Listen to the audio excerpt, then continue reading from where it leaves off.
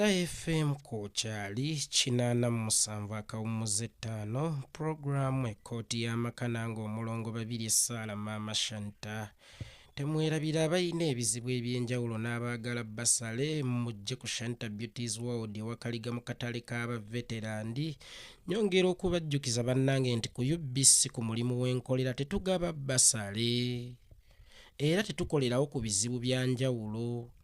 Abalina ebizibu ebyenjawulo abeetaaga obujjanjabi abalina amabaluwa gammwe gattako nammwe abeetaaga basala abaagala fuulu n'abaagala haafu tulinawo amasomero 5 ng'amasomero 2 gagaba fuulu basala ojja nabikozesebwa ng'amasomero 3 gagaba haafu basale nabwe kityo yenna eyeetaaga basala eri fuulu oba eri haafu jangu ewakaliga ku Shanta Beauties World togenda ku UBC togenda kusobola kufunirawo ky'oyagala.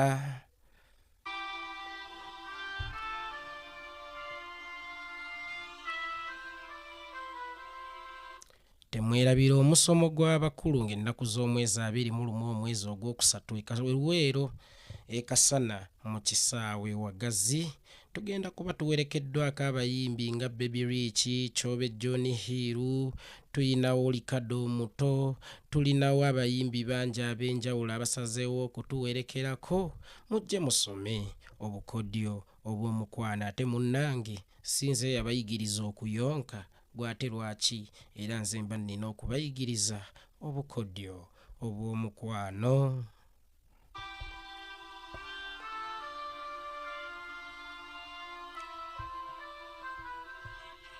Omwami wange omulungi Meditata Shanita mwenna abatumidde abagambye nti mwebale kunkuuma bulungi nga ndi ku mulimu ye ogugwe gwa kunkuuma bulungi nga ndi ewaka ogwammwe gwa kunkuuma obulungi nga ndi ku mulimu.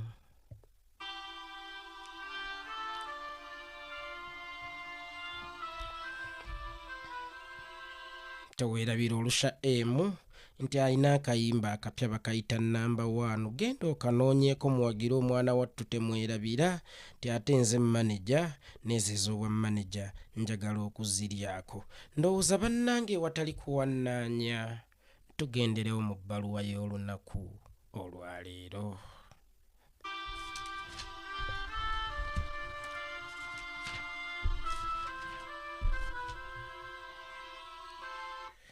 Mulongo oli otya munnange omanyi nze nkweyitira maama kubanga yeggwa amanyi ebizibu byaffe mulongo yeggwa amanyi ennaku yaffe wafuuka muzadde eriffe abatalina bazadde wafuuka wa Luganda eriffe ab'eŋŋanda be yeegaana wafuuka maama ewatali bamaama mulongo Omukama Katonda akutukuumire.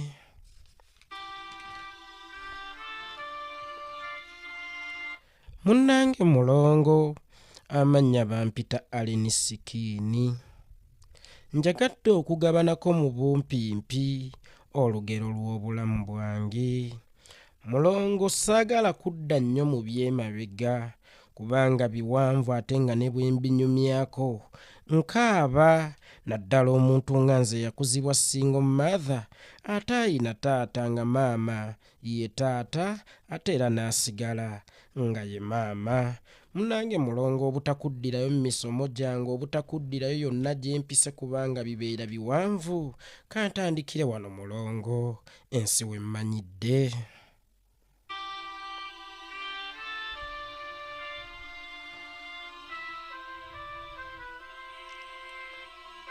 Munnange mulongo okuva obuto nalina ekitone ky'okuyimba era nga nnina abayimbi be nneegomba nga ŋŋamba nti lunaku lumu nange ndibeerako nga bo naye mulongo gurupu ze twabeerangamu munnange nga nze nnyoomebwa ng'era nnangibwa obutamanya kuyimba oba osanga abaakiŋŋambanga maama mulongo baalinga batuufu kubanga ekituufu nange nali nkiraba nti bansinga okuyimba naye ebya Mukama nga bwe biri obuzibu maama mulongo natandiikiriza mpola okkuba freestyle zange ne nnyongerezaako okulya akakoolo mu bufunze omuziki oba endongo si ye yantunda ennyo era si ye yaleetera abantu okundaba naye nayagala mulongo nkolereko ekintu ekyenjawulo ennyo ku muziki gwange okulaba ng'abantu mbabbako attention. Ekintu kye nasalawo okutambuliza ku ndongo yange yali teyina magulu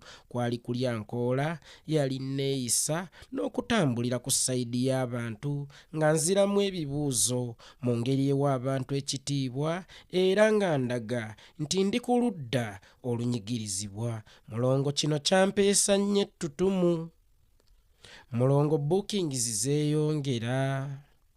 Mulongo abantu baatandika okunjagala. Mulongo obulamu bwatandika okukyuka wadde nga tebwakyuka nnyo.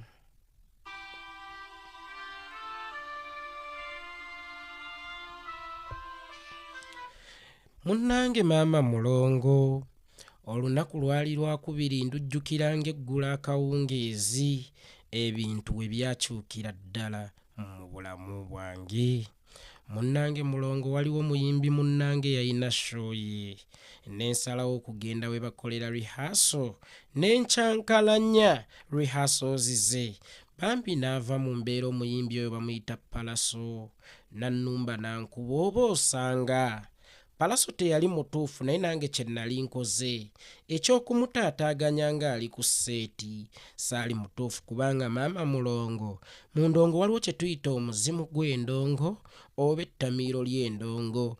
Omuyimbi bw'akwata microphone abeera tayagala yadde ekiyenje kisale mu maaso ge kubanga kiyinza omudaivatinga gattako okumudistractinga. Munnange mulongo nga ŋŋenda abantu abo we baali bakolera rehearsal era okukkakkana nga bankubiddewo mpi. Mulongo ensi yayimirira nange. Mulongo ensi yanyolwa nange.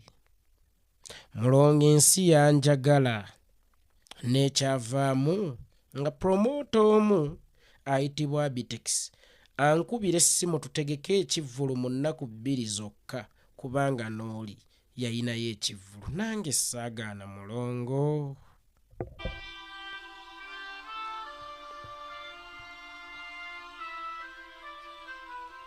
Munnange mulongo ekivvulu nze tekyammenya. Abalala gye bakaayana nti ebivvulu bimmenye simanya bulango simanya biki. Mulongo ebyange byekolanga byokka. Mulongo abaana bantambuliza ekivvulu.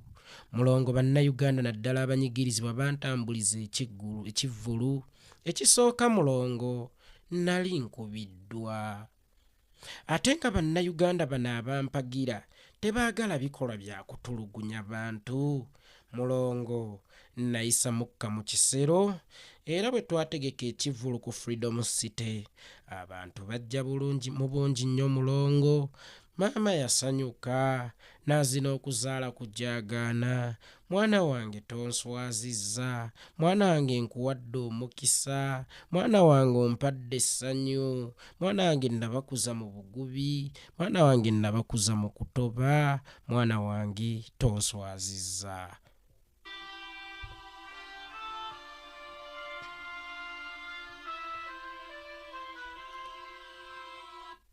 Mulongo oluvannyuma lw'ekivvulu ekyo mulongo sadda mabega.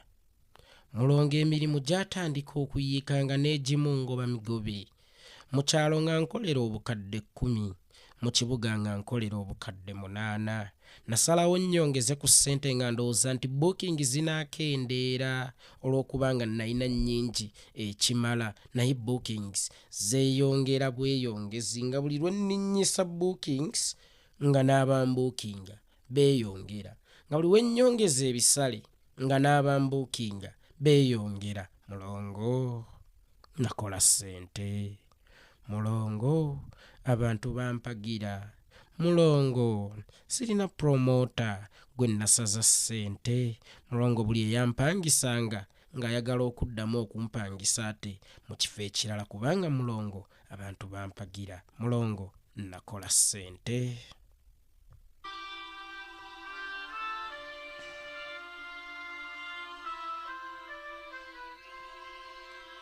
Munnange mulongo, ebintu byagenda bikyuka mpola mpola. Njagala buli omu ampulirize, naye ate saagala njajinge. Amaanyi, ettutumu, obuganzi, essente, nafuna bingi mu kaseera akatono nga nali sibyetegekedde, ekyandeetera okulowooza nti kakati nsobola okulinnya mu bulago na ku mutwe ogwa buli omu omuli n'abantu abo abampagira abandeeta.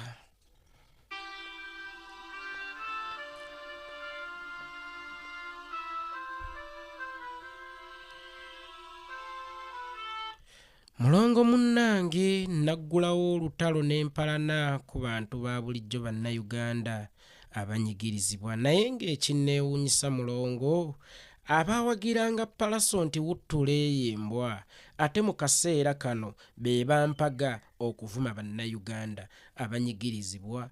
Mulongo, wano nalowooza nti bano bonna mikwano gyange.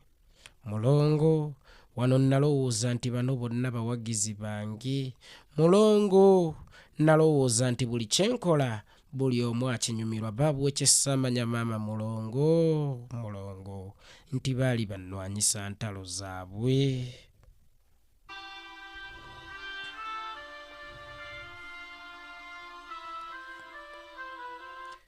Teweerabira aba FBN Herbalists e Kanyanya ne Kabalagala bakola ku ndwadde nga sinuses, sickle cells n'endwadde endala nnyingi.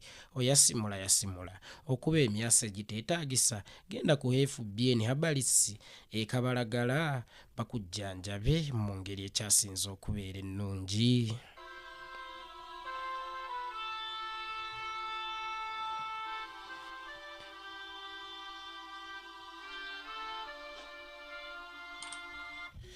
Munnange mulongo, ebintu byatandika okutambulira ddala obulungi. Mulongo, nga ssente ze zinnoonya sinza azinoonya. Bannabyabufuzi abali ku ludda olwa gavumenti n'abatali ku ludda lwa gavumenti naye nga bakolera gavumenti okukkakkanya opposition. Mulongo, baatandika okumpalaawala.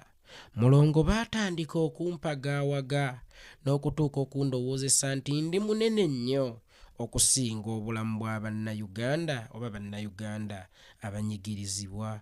Mulongo maama, nakola ebintu. Mulongo, nalinnya ku mitwe gy'abantu. Mulongo, nakkakkanya abantu. Mulongo, bintu bingi ebyakolebwa wansi w'obukulembeze bw'ekibinja kyange. Ne mulongo, saamanya nti omuntu alina obuyinza bw'akwawulizaako ku buyinza abeera akuwadde kufa, kubanga yasobola okumanya we bamentiyininga obuyinza, naye ggwe gw'ayawulizzaako obwawuliza oyinza okulowooza nti oli w'amaanyi osinga n'oyo akwawulizzaako ku buyinza, n'okola naye kennyini ng'omuntu by'atasobola kukola, oba naye kennyini ng'omuntu by'atasobola kukola. Maama mulongo, ng'abituma ggwe maama mulongo, nakola ebintu.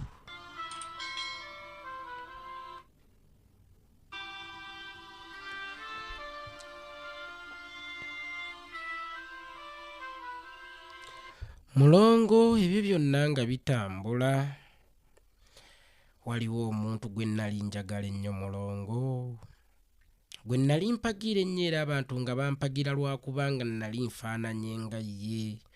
Naye mulongo, omuntu oyo olw'okuba yali mu byabufuzi nga yakankanya gavumenti yalowooza nti efunye nze nsobola okumukkakkanya. Naye mulongo, ndi musiru nnyo obutasobola kukizuula nti naye bano abalina essente. Mulongo, balina emmundu. Mulongo, balina obuyinza. Mulongo, balina amagye. Baalemwa okukkakkanya omuntu oyo ate ne baleeta nze nti mukkakkanye. Kye nategeera oluvannyuma maama mulongo, baali bampadde muguwa gwesaanyaawo, baali bampadde muguwa gwa kwetuga, tuuke ne ku kiseera nga nkubye enduulu nga tewaliwo ajaanikula maama mulongo.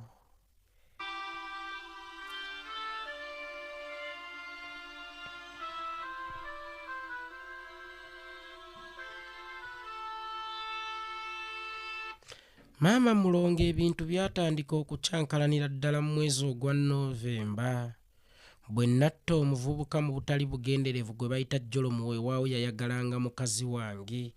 Naye newankubadde Jolomu yeebaka ku mukazi wange, Maama Mulongo okufa si kyekyali kimugwana, era njagala okukutegeezaako nti nakikola mu ngeri etaali ya bugenderevu, wabula okufa kwa Jolamu teyalibadde ensonga, naye ebyaddirira mu kufa kwa Jolamu nga tututta omulambo gwa Jolamu e Rubaga ate nga tubanja abasawo Maama Mulongo bamujjanjaba era ne tubasuubiza bw'atawona tugenda kubakuba tubatte, naye nga ekituufu twali tukimanyi Mulongo ti mu ddwaliro twatwalayo mulambo.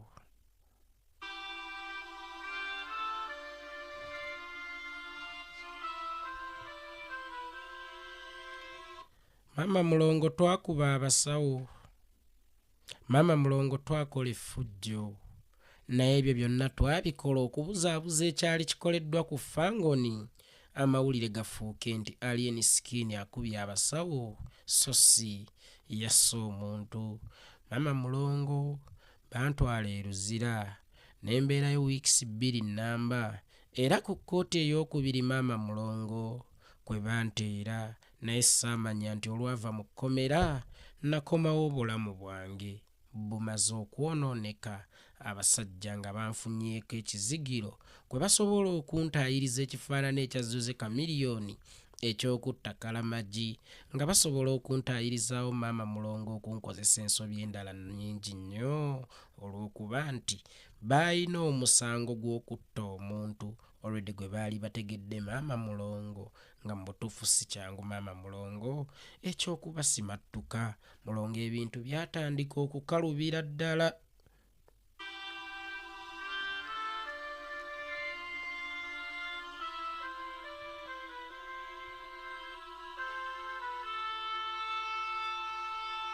Maama Mulongo olwava mu kkomera natandika okwetumanga mu mission nabo kennyini ze batantumye, omuli okugenda ku kitebe kya National Unity Platform n'enkolawo effujjo, omuli okusanga abantu bemmanyi abatakolagana na gavumenti ne mbakolako effujjo. Mulongo bino byonna nabikolanga kwetona maganzi. Jjukira baali bamaze okunteekako ekizigiro oba ekintu ekiwunyanga empuuta nga buli we ŋŋenda nti ekyumako nti watta omuntu.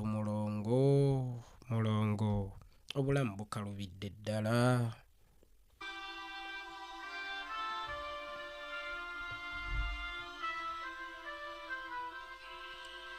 Maama Mulongo mu bivvulu by'enkuuka oba mu bivvulu ebyamalako omwaka omuli enkuuka n'ewalala, Maama Mulongo twakola effujjo. Maama Mulongo ng'amaanyi gatwewalaawala. Maama Mulongo ne ntuuka n'okutwala omuggo gw'abachwezi mu lubiri lwa Ssaabasajja Kabaka. Maama Mulongo ne nkasukya mu muliro mu bantu. Maama Mulongo munsonyiweko katono, ndowooza omulungi Medi taata Shanita alabika njogeddeko bannange. Maama Mulongo twakola effujjo mu bivvulu 301 ebimalako omwaka. Maama Mulongo twakasukira abantu omuliro mu nkuuka. Maama Mulongo twatuga abantu mu bivvulu eby'enjawulo, era Maama Mulongo bangi abaliko obulemu nga baabujja ku ffe. Maama Mulongo bangi abaafa ku olwo nga baafa lwakuba ffe. Maama Mulongo omuntu akuwa obuyinza aba akuwadde kiso kwesaanyaawo. Omuntu akuwa amaanyi, omuntu akuleka okola effujjo aba akuwadde kiso kwesaanyaawo.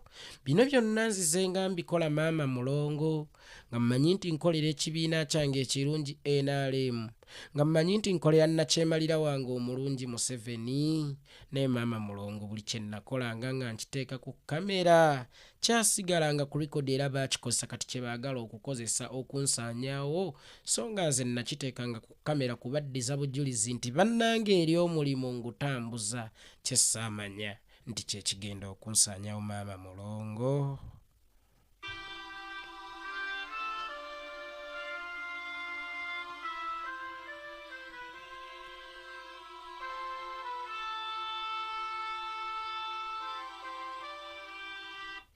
Maama Mulongo Effujjo lye twakola ku asatu mu lumu teryatumalira.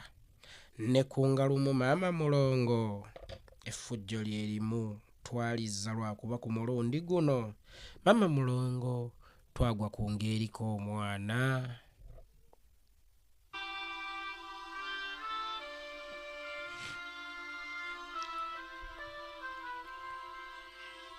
Maama mulongo ebiseera ebisinga omuntu ekyamuzaala kisobola okumutta oba ekigaali ekikuleese kisobola okuzzaayo.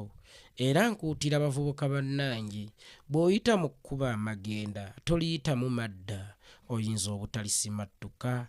Ku ppalaso kwe najja amaanyi, ku ppalaso kwe najja amasannyalaze, naye ng'ennaku z'omwezi 2 kuba effujjo nali mukolako nga lumu.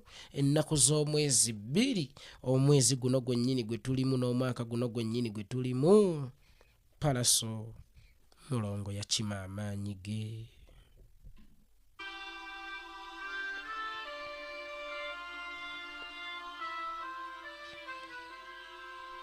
Mulongo nali mmanyi ndi w'amaanyi, mulongo nali ndowooza ndi wa kitalo nnyo, naye mulongo nalaba eggaali nali ndowooza nti nnina eggaali.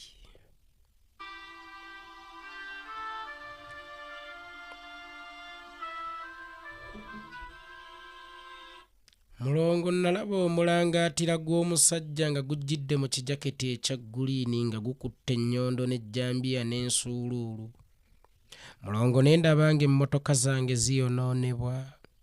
Mulongo ne ndaba ng'abaana bange bakubwa.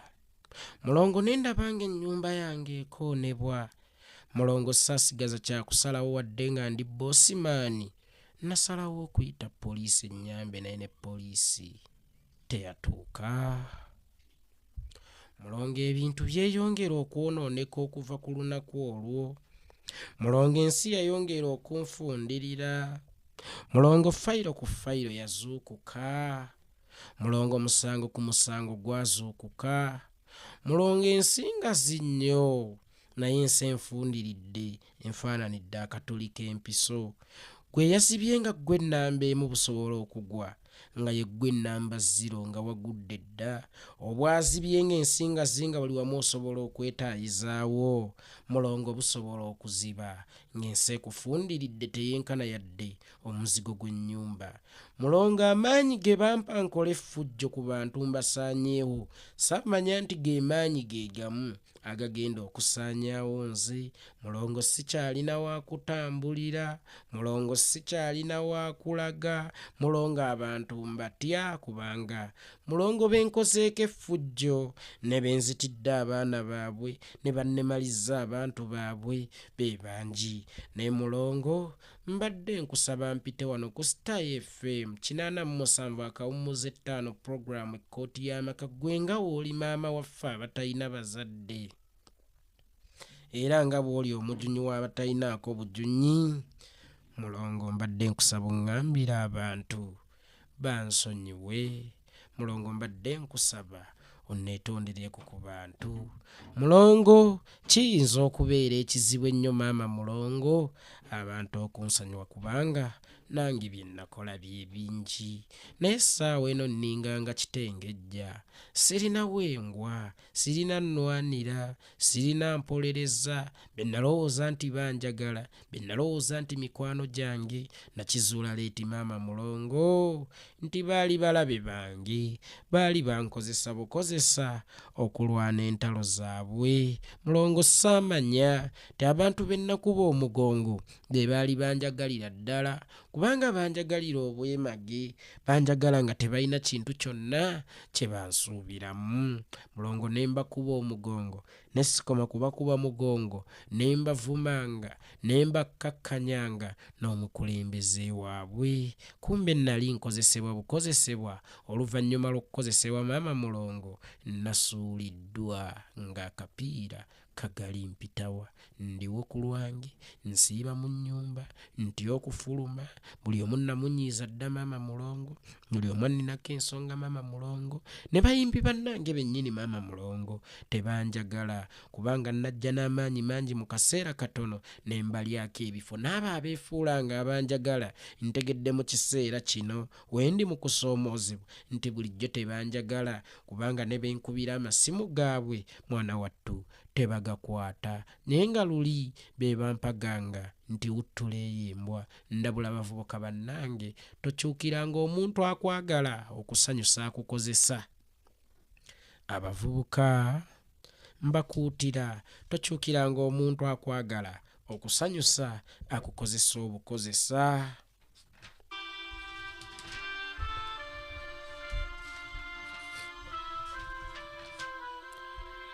Maama mulongo kati ndi awo. Maama mulongo sirina kiddako. Maama mulongo sirina ssente. Maama mulongo ndi awo sikyayimba. Ntya n'okugenda ku stage maama mulongo. Gwate bwe nnaaba ndi ku stage nga bantegekedde abakawuula kubanga abantu bensobezza maama mulongo be bangi nga waliwo ne bennasuubiza nti balinde mu kampeyini balabe ekijja. Maama mulongo ebigambo ebyo nabyogera 31 ng'ennaku z'omwezi 1 ne 2 nalingudde. Maama mulongo ekikula amangu kifa mangu. Maama mulongo engeri gye najja gye nagendamu. Maama mulongo saalitidde kyakugenda naye maama mulongo abannondoola be bangi mu kaseera akatono. Maama mulongo ninnye mu bulago bw'abantu. Nsaatuukidde mu bizinensi z'abantu. Nsaatuukidde mu bulamu bw'abantu maama mulongo. N'abafiiriddwa abantu bammwe mwenna mbasaba munsonyiwe. Bannastruggle mwenna mbasaba munsonyiwe naye sikyalina waka namukibira maama mulongo.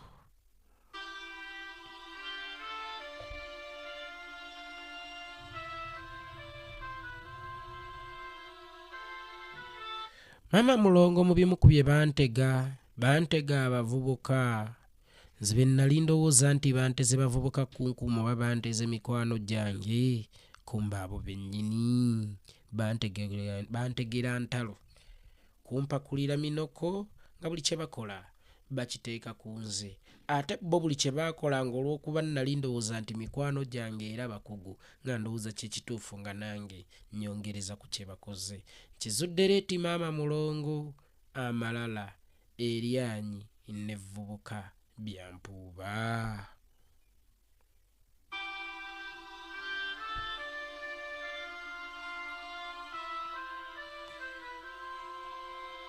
Maama mulongo gwe kooli maama. Maama mulongo gwe kooli muntu mukulu. Maama mulongo owulirizibwa. Sizze wano kusaba muntu yenna magezi kubanga obulamu bwange oba omutima gwange gwasazeewo okufuuka omuntu omutuufu. Naye nzize wano kusaba kisonyiwo era maama mulongo naawe onsabira ekisonyiwo eri abantu. Ennaku zino ngezaako basindikira sigino ngenzeeko mu ssabo ndi mu kubalaga bannange sikyalina kyendi baganye. Ngenzeeko ku live ne Sammy Owada Mighty Family nanvuma nga simuddize ekigenderwa kya kusindikira bantu sigino tibannange aliyeni sikiini yatereera. Abantu mulongo baganye okuntegeera eby'okwebuzaabuza mbikooye kwe kusalawo okukozesa omukutu ogw'awamu ku leediyo y'eggwanga ewulirizibwa abantu bonna 87.5 ne puroguramu ekyasinze okuwulirizibwa kkooti y'amaka. Maama mulongo neetondera ensi. Maama mulongo neetonze. Maama mulongo neetonderaako. Maama mulongo bwali butamanya. Maama mulongo lyali vvubuka. Maama mulongo nteredde mu layini.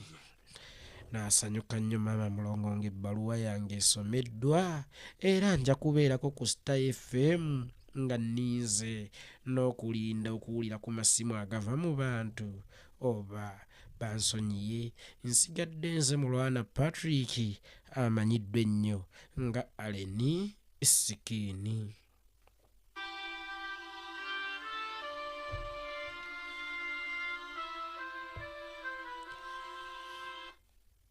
Star FM kwokyali 88.5 Programu ekkooti y'amaka nange omulongo babiri essaala temwerabira okugenda ku Shanta Beauties World abaagala basale ziri full n'eziri haafu abalina ebizibu ebyenjawulo nga mwagala abasawo abaganda abagina okubakolako temwerabira ndi nze n'abasawo bonna mbalina mulongo waabwe omulimu ogwandeeta ku nsi kuyamba toyogera ku kya ssente tusooke tutaasa obulamu ebya ssente tunabyogerako eddabula njagala okubajjukiza mwenna temujja ku UBC abaagala basale abalina amabaluwa temugaleeta ku UBC nkolerawo bukolezi naye wakaliga owe tukuŋŋaanyiza ensonga zonna kubanga weewali offices zange temwerabira omusomo gw'abakulu ekasana luweero nga tuwerekeddwako Kyobe John Hill Regina Nalukwata Likado omuto ye Likado